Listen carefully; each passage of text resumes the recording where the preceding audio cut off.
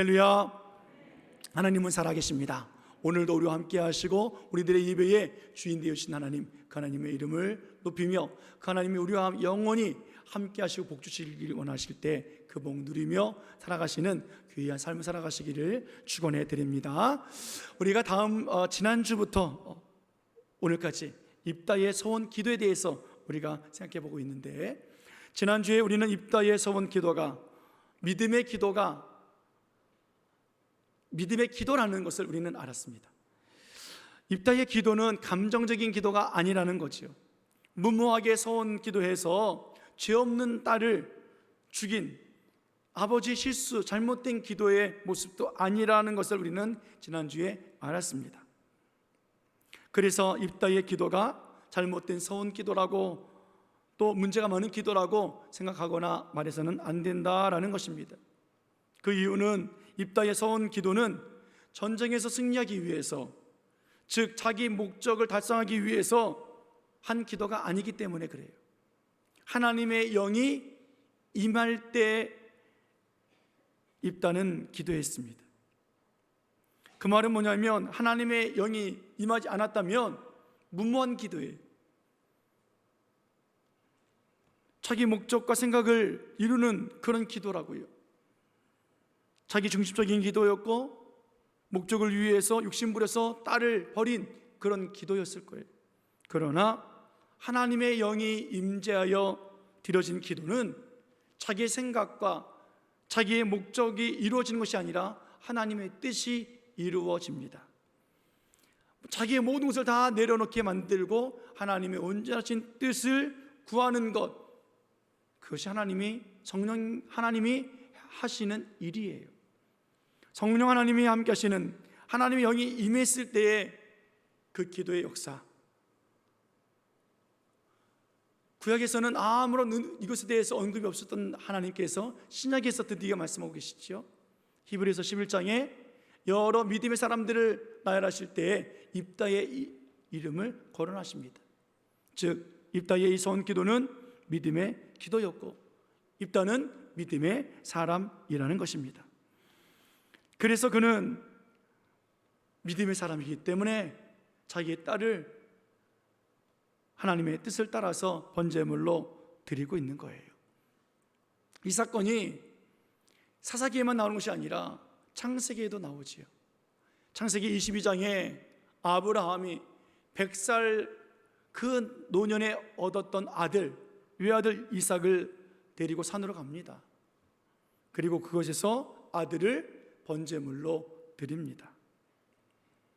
여러분 생각해 보십시오. 아브라함이 아들 이삭을 드렸기 때문에 믿음의 사람입니까? 아니면 믿음이 있었기 때문에 아들을 드렸습니까? 그렇죠. 믿음이 있었기 때문에 아들을 드린 거예요. 아브라함은 하나님을 알았고 하나님의 생각을 알았습니다. 하나님의 뜻을 깨닫고 하나님을 인정한 사람입니다. 아들에게 말하죠. 하나님께서 번제물을 준비해 두셨다. 어떻게 준비해 놓으셨는지, 어떤 어린 양을 준비해 놓으셨는지는 몰랐지만, 그러나 분명한 것은 아브라함이 하나님을 알고 있다라는 거예요. 자기 아들을 번제물로 드리고 있지만 하나님께서는 준비되어진 그 놀라운 행하실 일이 있다라는 거예요. 그래서 아낌없이 아들을 번제물로 드립니다. 그 장면 한번 볼게요. 창세기 22장 12절 말씀입니다. 같이 읽을까요? 자, 시작. 사자가 이르시되 그 아이에게 내 손을 대지 말라. 그에게 아무 일도 하지 말라. 내가 내 아들 내 독자까지도 내게 아끼지 아니하였으니 내가 이제야 내가 하나님을 경외하는 줄을 아노라. 아멘. 아브라함은 자기의 모든 것이 하나님 것인 줄 알았다고요. 그래서 오늘 자기의 모든 것 가운데 특별히 하나님이 하신 말씀이 있습니다. 내가 내 아들 내 독자까지도 라고 말씀하고 있어요. 따라해 볼까요? 내가 내 아들 내 독자까지도 내게 아끼지 아니하였으니, 이거예요. 바로 내 모든 것이 하나님의 것입니다. 내가 내 독자까지도 나에게 아끼지 아니했다. 이제 내가 아들을 바침으로 인해서 하나님 경외한 줄 안다라고 말씀해 주셨습니다. 아브라함은 하나님께 자신의 모든 것을 드릴 줄 아는 사람이었습니다. 믿음의 사람이지요. 그래서 독자까지도 아끼지 아니하고 드리고 있는 거예요. 여러분, 여기서 아끼지 않다라는 말을 보니까 뭐 아까워하다 하느냐 아느냐 하는 그런 문제처럼 보이는데 아니에요. 이 단어는 아깝다 안 아깝다라는 단어가 아니라 숨기지 않았다라는 뜻이에요. 하나님의 것인 이삭을 아버지가 숨기고 있지 않고 하나님께로 드러냈다는 거예요. 그 아들까지도 너는 숨기지 않고 나에게 다 보이고 있구나. 또 무슨 뜻이냐면 떼어내지 않았다, 막지 않았다는 뜻이에요. 하나님의 것 이삭, 하나님의 것인데 아버지가 하나님의 것을 떼어놓지 않고 막아서지 않고 있다는 거예요. 하나님은 하나님의 것인 이삭을 받기를 원하시는 거예요. 근데 아버지가 하나님으로부터 떼어내지 아니하고 막아서지도 않고 하나님 앞에 드리고 있다라는 거예요. 아브라함이 아들을 끌고 와서 끌어안고 아까워서 쩔쩔매다가 그래도 드려야지 해서 아끼지도 않고 줬구나 라는 의미가 아니라 이삭을 숨기지도 아니했고 이삭을 하나님으로부터 떼어내지도 아니했고 하나님 하신 일을 막지도 아니했다. 그렇게 이삭을 드렸으니 너는 믿음의 사람이고 너는 나를 경외하는 사람이로구나 라고 하나님이 평가하고 계시는 거예요. 오늘 본문의 입다를 보십시오. 얼마나 외동딸이 아깝습니까? 여기서도 마찬가지예요. 아깝다는 것이 외동딸이기 때문에 아까워서 쩔쩔매면서 내가 어떻게 키웠는데, 내가 어떻게 너를 돌봤는데 아까워서 너를 하나님 앞에 드리느냐, 제물로 드리느냐 라고 하는 모습이 아니라는 거예요. 착각하지 마세요. 내 자식 내 거 아니라고요. 누구 거예요? 누구 거예요? 진짜요? 내가 공부시키고 내가 먹이고 내가 키웠으니까 내 거라고요. 내가 성공시키겠다고요. 천만의 말씀이에요. 오늘 우리가 다 죽어도 하나님은 우리 아이들을 지키시고 돌보시고 키우시는 분이 하나님이세요. 오늘 우리가 죽었을 때 자식들에게 무엇을 남겨둘까요? 우리 부모님은, 우리 할머니 할아버지는 우리를 잘 먹이셨어, 부자 만들었어, 성공시켜주셨어 라고 생각하게 하실까요? 하나님께서? 아니에요. 아버지를 보니, 어머니를 보니, 할머니 할아버지를 보니 믿음의 사람이었어, 예배의 사람이었어. 그분들 때문에 내가 예수님을 알았고 그분들 때문에 내가 예수님을 믿게 되었고 믿음을 계승해 주신 놀라신 분들이야. 천국에서 그분들을 믿음의 사람으로 만날 거야. 하나님이 그것을 원하고 계시다라는 거예요. 믿음의 부모가 어떤 부모일까요? 하나님을 공부시키는 사람이 믿음의 부모예요. 자녀에게 하나님을 알게 해주는 책임이 있는 것이 믿음의 부모의 모습이라고요. 학교 공부, 세상 공부가 다가 아니에요. 성경 공부와 예배 자리로 나오게 하는 것이 진짜 부모예요. 주 안에서 부모를 공경하게 만들어야 된다고요. 그런데 모든 부모들이 효도하는 자식 만들고 있어요. 효도 백날 하라 하세요. 거기엔 구원도 없고 축복도 없고 성공도 없고 하나님도 없어요. 벌써부터 피곤하신가 보다. 자, 눈을 뜨세요. 저를 좀 보세요. 예. 자, 기지개 좀 펴야 될까요? 아니에요. 효도하는 자식 만들지 말고 주 안에서 부모를 공경하도록 만드세요. 그러기 위해서 부모가 어떻게 돼요? 주 안에서 살아야 돼요. 주 안에서 나타나는 하나님의 형상이 드러나야 된다고요. 믿음이 보여져야 그 자식이 하나님 부모로부터 나타나는 그 하나님의 형상, 그 믿음의 모습을 통해서 공경할 거 아니겠냐고요. 부모를 볼 때 하나님을 두려워하는, 공경하는 모습이 보일 것 아니겠느냐고요. 그게 믿음의 부모의 모습입니다. 그렇게 하나님을 인정하고 믿음으로 감사로 살아가는 그 자식들, 여러분, 지금 실패했어요? 지금 걱정되어져요? 걱정하지 마세요. 하나님이 다 책임지세요. 하나님의 것을 하나님께 드릴 줄 아는 믿음의 사람들, 표현이 오늘 본문에서는 아끼지 않았다라는 표현입니다. 입다는 이것을 어떻게 표현했습니까? 본문 35절 말씀 볼게요. 입다는 이렇게 표현하고 있습니다. 35절 같이 읽습니다. 시작. 입다가 이를 보고 자기 옷을 찢으며 이르되 어찌할꼬 내 딸이여, 너는 나를 참담하게 하는 자요, 너는 나를 괴롭게 하는 자 중에 하나로다. 내가 여호와를 향하여 입을 열었으니 능히 돌이키지 못하리로다 하니. 아멘. 오늘 얼마나 안타까운지, 어찌할꼬, 입다가 자기를 향해서 나오는 그 딸을 보고, 속옷치며 춤추며 나오는 딸을 보고 옷을 찢으며 어찌할꼬 내 딸이여, 너는 나를 참담하게 하는 자요, 너는 나를 괴롭게 하는 자로다 하고 말합니다. 왜 참담할까요? 왜 나를 자기를 괴롭게 하는 딸일까요? 아까워서요? 하나님 앞에 드려야 되니까, 이제 그를 죽여야 되니까 참담하고 괴롭습니까? 천만의 말씀이 아니에요. 여기서 참담하다고 하는 말은 무릎을 꿇게 하다라는 뜻이 있어요. 허리를 굽히다라는 의미예요. 너는 나를 무릎을 꿇게 한다. 너는 나를 허리를 굽히게 한다.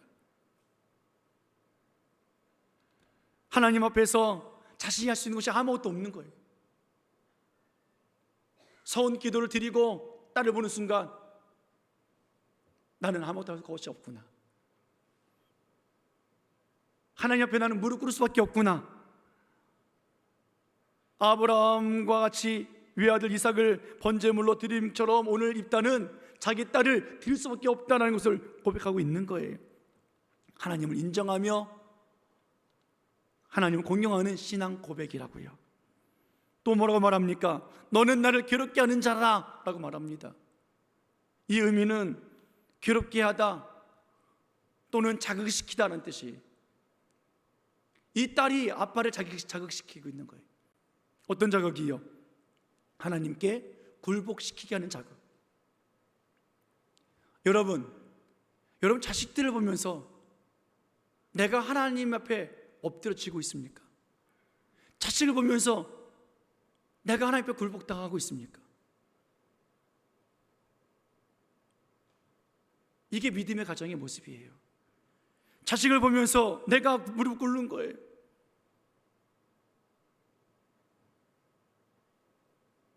그 자녀의 그 모습을 보면서 내가 어떻게 살아야 하는지, 내가 하나님 앞에 어떻게 예배 가운데 살아야 하는지, 믿음으로 살아야 하는지, 내가 어떤 말을 하고 어떤 행동을 해야 하는지, 하나님은 그렇게 입다를 세워주고 계시다라는 거예요.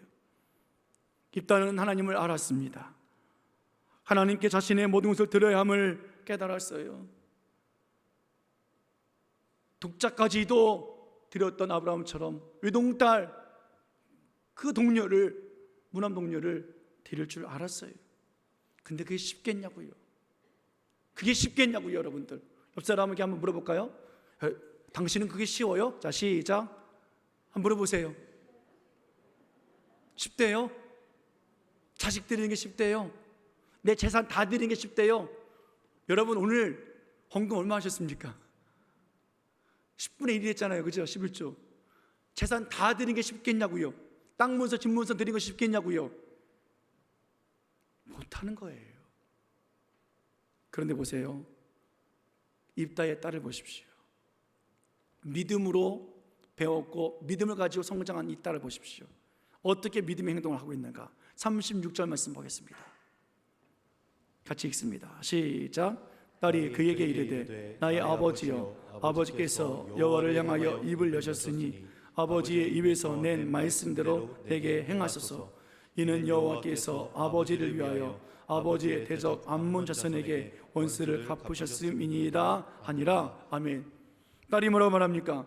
아버지의 입술로 고백한 신앙 고백, 서원 기도, 하나님과의 약속, 그 실천, 믿음을 행하십시오 라고 말하고 있다고요. 믿음의 사람이. 이 말이 무슨 말이에요? 자기가 제물되어 죽는다라는 말이에요. 아버지가 말해도 나는 아빠 죽기 싫어요, 그래야 될 딸인데 믿음대로 하셔야 합니다. 나를 죽이셔야 합니다. 내가 번제물이 되어서 하나님을 기쁘시게 하고 아버지가 하나님 앞에 무릎 꿇을 수 있다면 제가 그렇게 하겠습니다. 더 쉽게 말하면 무슨 말이에요? 자식들이 우리들에게 아버지, 어머니, 할머니, 할아버지 믿음을 좀 보여주세요. 믿음을. 부모님을 보고 믿음을 배울 수 있도록 믿음을 좀 보여주세요 라고 말하고 있는 거라고요. 교회에서만 기도하지 말고, 교회에서만 믿음 보이지 말고 제 앞에서 좀 믿음 좀 보여주세요 라고 말하고 있는 거라고요. 이때 딸뿐이었습니까? 이삭도 그랬잖아요. 이삭도 자기가 제물이 해야 된다는 사실을 알았어요. 아브라함에게 묻지요. 아버지, 나무하고 불은 있는데 제물이 어디 있습니까? 하나님이 다 준비해 놓으셨단다. 올라갔어요. 자기가 짊어지고 갔던 그 나무를 가지고 단을 쌌습니다. 그리고 제물이 누구예요? 자기예요. 100세가 넘은 노인이 젊은 청년을 꽁꽁 묶어서 그 나무를 쌓은 제단 위에 번쩍 들어서 올려놔야 돼요. 그 말은 무슨 말이겠습니까?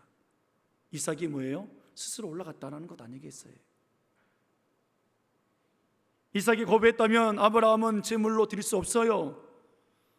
그런데 오늘 이삭은 입다의 딸과 같이 아버지요, 아버지께서 하나님을 위하여 하신 말씀을 행하시옵소서 하면서 스스로 결박되어졌고 스스로 제단 위에 올라갔고 스스로 누워서 아브라함이 칼을 들어서 아들을 죽이려 했던 것 아니겠습니까?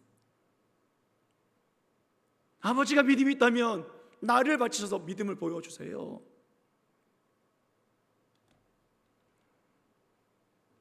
아브라함 그 외아들을 바치려 갈 때, 또 번제물 드릴 때 그 마음이 어땠을까요? 누구에게 그 마음을 말하면 이해해주고 함께 해줄 수 있겠습니까?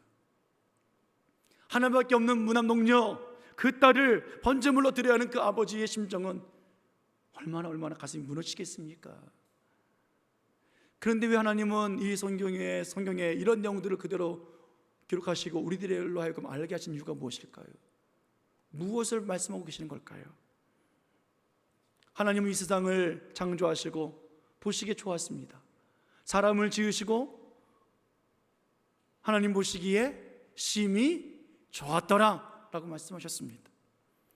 그런데 심히 좋았던 그 사람들을 보니까 심히 좋지가 않아요. 하나님의 마음이 아파요. 선하고 좋은 곳으로 사람을 창조하셨는데 그 사람들은 하나님을 등지고 하나님을 배반하고 죄악으로 살아갑니다. 하나님 마음이 너무 아픈 거예요. 사단의 유혹에 빠졌고 죄악에 물들어서 살고 있는 하나님 백성들을 볼 때마다 하나님은 정말 그들 사랑하셔서 구원해 내시려고 하나밖에 없는 아들 예수 그리스도를 땅에 보내주셨다고요. 외아들을 이 땅에 보내신 하나님, 영광과 축하를 받으며 위대하게 하늘에서부터 강림하신 예수님이 아니었어요. 하나님의 나라를 알려주고 하나님의 통치를 펼치기 위해서 오신 예수님이시지만 그 예수님이 먼저 하셔야 하는 일은 십자가에 죽는 일이었어요. 그때 하나님 아버지의 마음은 어떠했을까요? 아브라함처럼 아팠을까요? 입다처럼 아팠을까요? 아니요, 더 아팠어요. 아브라함은 아들을 번제 드릴 때 그래도 산에서 아무도 모른 채 둘만 벌어진 일이잖아요. 입다는 그래도 외동딸이 죽기 전에 친구들로 하여금 위로라도 받고 죽잖아요. 그런데 예수님 어떠하셨습니까? 이 땅에 오셔서 그 누구도 알아주지도 못했고 온 세상이 다 들춰내는 수치와 고난과 질병과 저주를 담당하시면서 그렇게 십자가를 지셨잖아요. 예수님밖에 없다고, 우리의 왕이 되어야 된다고 칭찬하며 쫓아내었던 그 많은 사람들이 이제는 십자가에 못 박으라고 외치고 돌을 들며 십자가에 못 박아놓고도 내가 하나님의 아들이거든, 내가 메시아거든, 내려와 보라고 조롱하며 그렇게 자기 아들을 죽게 만들었다고요. 하나님의 외아되신 예수님, 질병과 고난과 수치와 각종 모욕을 다 당하면서 십자가에 죽어가시며 짐을 되셨던 그 예수님, 그 누구도 함께하지 않았어요. 제자들도요, 병을 고침받은 사람들도, 수많은 사람들, 제자들도, 심지어 친척들도, 아버지, 어머니도, 형제들도 예수님이 십자가에 죽을 때 다 침묵했어요. 그때 하나님 아버지의 마음이 어땠을까요? 여러분, 입다의 서원 기도는 잘못된 기도, 그것을 말씀하고 있는 것이 아니에요. 이 기도는 하나님 아버지의 마음을 우리들에게 알려주시는 거예요. 너무도 정확하게 말이에요. 외아들을 이 땅에 보내시면서 하나님 아버지는 자기 옷을 찢으셨다고요. 오늘 본문 말씀과 같이 내가 어찌할꼬 하면서 하나님 아버지는 가슴을 찢으셨다고요. 펑펑 우시며 하나밖에 없는 아들 예수 그리스도를 이 땅에 보내주셨어요. 예수님이 하나님을 향해서 내가 세상에 내려가서 사람들을 구원해내겠다고, 내가 십자가에 죽겠다고, 짐을 되겠다고 할 때에 하나님은 예수님을 향해서 말합니다. 너는 나를 참담하게 하는 자로다. 세상을 구원할 방법이 이것밖에 없으니까 모든 죄를 예수님께 다 담당시켜 놓으시고, 우리 하나님은 예수님에게 말씀하십니다. 너는 나를 괴롭게 하는 자로다. 그렇게 가슴을 찢으며 그 사랑을 우리들에게 주신 그 하나님의 사랑을 우리는 오늘 기억해야 합니다. 그렇게 예수님은 말구 위에 태어나시고 오셨고, 예수님은 그렇게 철저하게 십자가에 죽으셨고, 철저하게 영광 중에 부활하셨으나 그 누구도 인정하지 않고, 오히려 세상 사람들은 제자들이 예수님의 시체를 훔쳐간다라고 지금까지 말하고 있는 것 아니겠습니까? 예수님, 하나님의 마음이 어땠을까? 더 놀라운 것은요, 오늘 본문의 입다의 딸이에요. 자기를 번제로 드려야 되는 상황이잖아요. 자기가 죽어야 되는 상황이잖아요. 그런데 그 딸은 어떻게 해요? 하나님의 뜻을 아버지에게 말하면서 그 뜻이 이루어지도록 아버지를 돕고 있는 거예요. 믿음의 딸로 합력하여 선을 이루고 있는 거예요. 예수님이 이 땅에 오셔서 세상의 모든 죄를 담당하시고 십자가 지시기 전에 얼마나 힘드셨습니까? 겟세마네 동산의 기도를 생각해 보십시오. 얼마나 힘들었든지 괴로웠든지 이마에서 땀이 흐르는데 핏방울처럼 되었다라고 말씀하고 있지 않습니까? 그리고 처절한 울부짖음이 있으셨죠. 이 잔을 내게서 옮겨 주옵소서.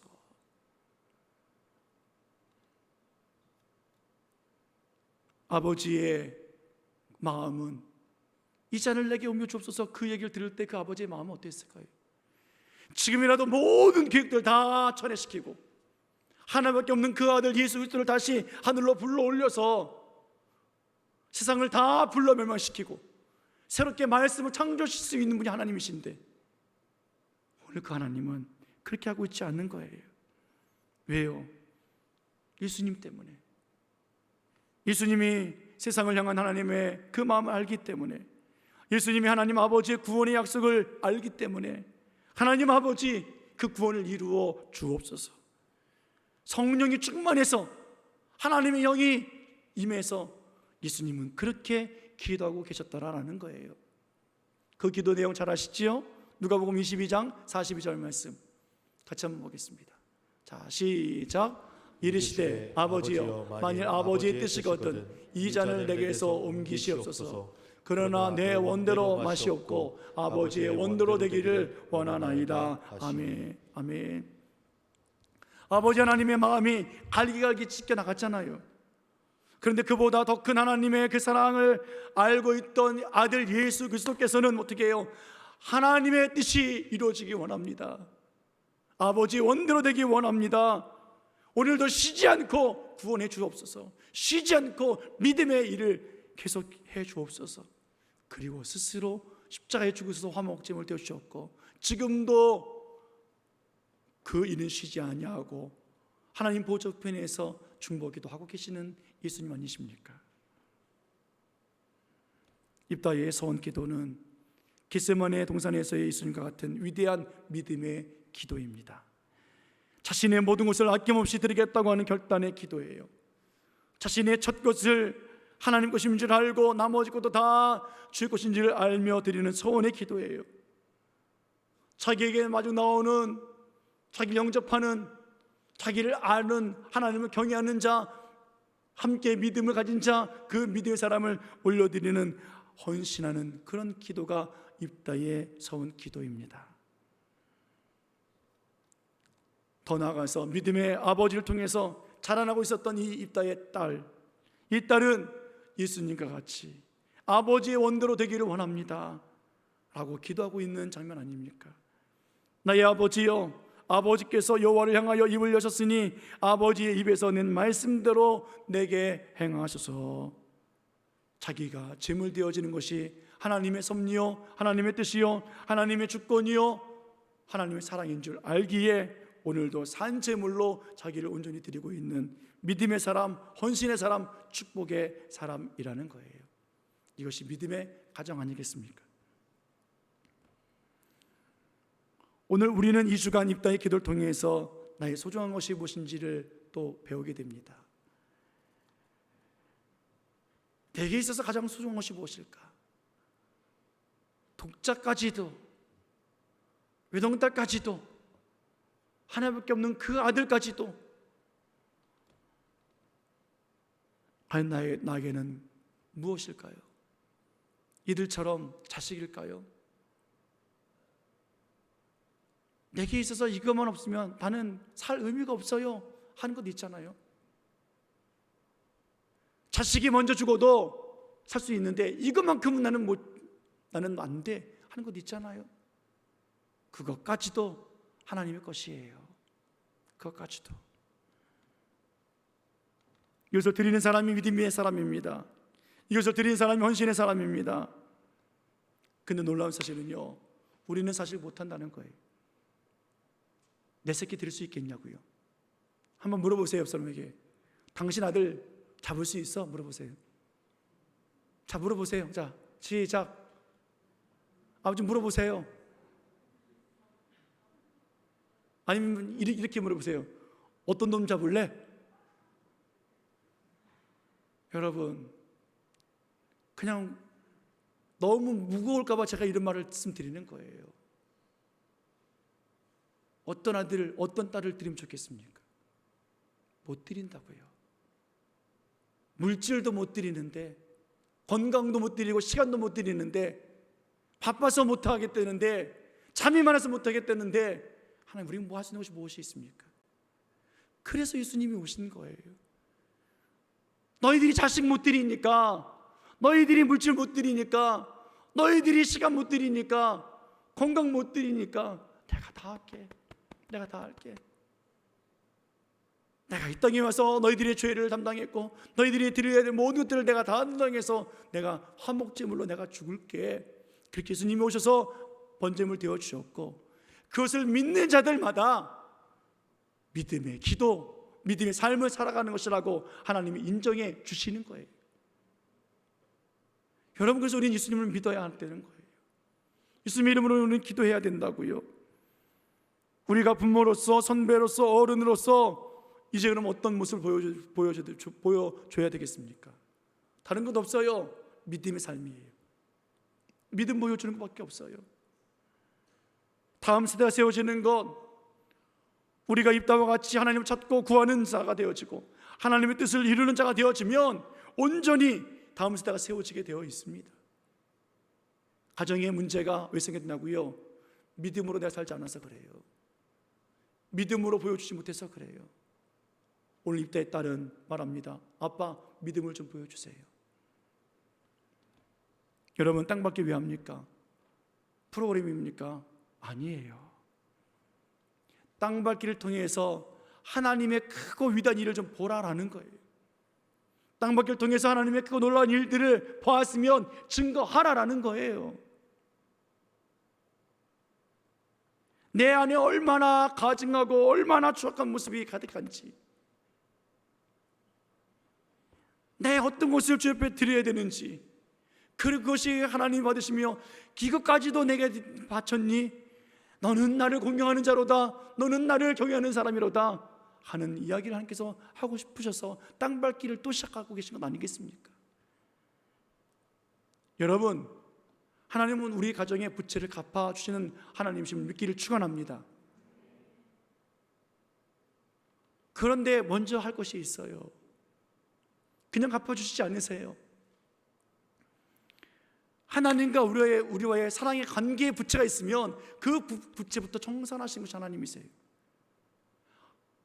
하나님이 우리에게 주셨던 믿음, 은사, 그 선물, 그것을 드리지 못하고 부채로 갖고 있으면 하나님은 그것을 해결해 주시길 원하신다고요. 하나님과의 관계가 회복되지 않고서 하나님과의 관계 속에서 우리가 여전히 부채로 남아있으면 그것부터 하나님께 해결하시는 거예요. 내 믿음이 너를 구원했다 라고 말씀하시고요, 하시기 위해서. 그리고 난 뒤에 우리들이 물질의 부채를 해결해 주시는 거예요. 하나님 사랑의 부채, 믿음의 부채, 관계 부채 해결되지 아니하고 돈을 딱 갚아주신다고요. 그럼 우리 잘 믿고 섬기겠다고요. 천만의 만만의 말씀이에요. 땅밖을 통해서 하나님을 보라는 거예요.